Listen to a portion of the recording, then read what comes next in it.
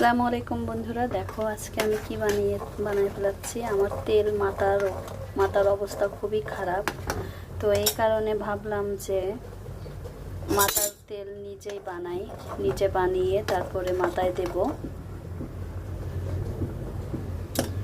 আমার তো এমনি কোনো কোটো নেই, তার জন্য এই যে এটা দিয়ে ইউজ করা হয়েছে। এখানে অলিভ অয়েল তেল দেওয়া হয়েছে, তো এটা কিনে নিয়ে আসছিলাম 1 বোতল। এই অলিভ অয়েল তেলটাও এতে দেওয়া হয়েছে। আবার এখানে আরও তেল আছে, অনেক ধরনের মিক্সড করা লাগে তেল। এই যে কুমারিকা একটা তেল আছে, এটার একটা বোতল আলাদা একটা ছিল। আর এখানে যা যা দিছি এটা আপনাদের সিক্রেট, বলবো না। তো প্রাকৃতিক যত গাছপালা আছে সেইগুলো দিয়েও কিন্তু মাথায় দেওয়া যায়, তেল বানানো যায়। আর এখানে দেখেন কালো জিরা আছে, মেথি আছে, অনেক ধরনের অনেক কিছু আছে। তো আমি এখন চুলাটা বন্ধ করে দিলাম, আমার এটা হয়ে গেছে।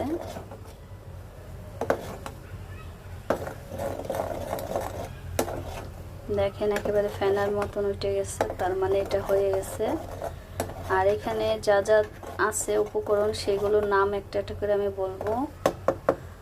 এটা ধরেন অনেক জায়গায় অনেক রাস্তাঘাটে বা বাগানে আগানে অনেক পাতা আছে, সেগুলো ফেলিয়ে দেয়, যেগুলো নেয় না, কেউ ইউজ করে না, খায় না, সেইগুলো দিয়েই আমি ভাবলাম যে একটা এই তেলের বানাইনি। তো এটা তেল বানাইছি। এখানে অলিভ অয়েল তেলও আছে, নারকেল তেল খাঁটি যেটা, ওটাও আছে। আর এই যে নীল যেটা হয়েছে, এটা আপনারা ভাববেন যে এই অলিভ অয়েলের সাথে আবার হচ্ছে কুমারিকা তেল মিশিয়েছি। তো না, কুমারিকা তেল আমি মিশাইনি এক ফোঁটাও।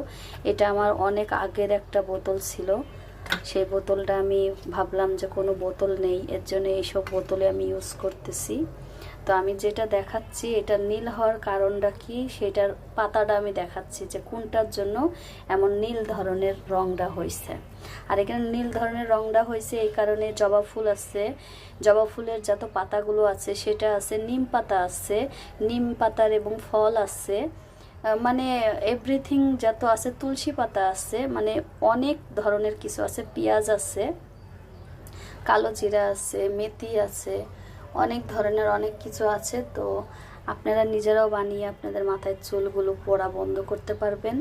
তো আমি যখন রেডি হয়ে গেছি, আর আমি দেখাচ্ছি যে তেলের জন্য কালার আসছে যেটা, সেটার জন্য আমি এই যে নীল ধরনের যে কালারটা আসছে সেটার পাতাটা আমি এখনই দেখাচ্ছি।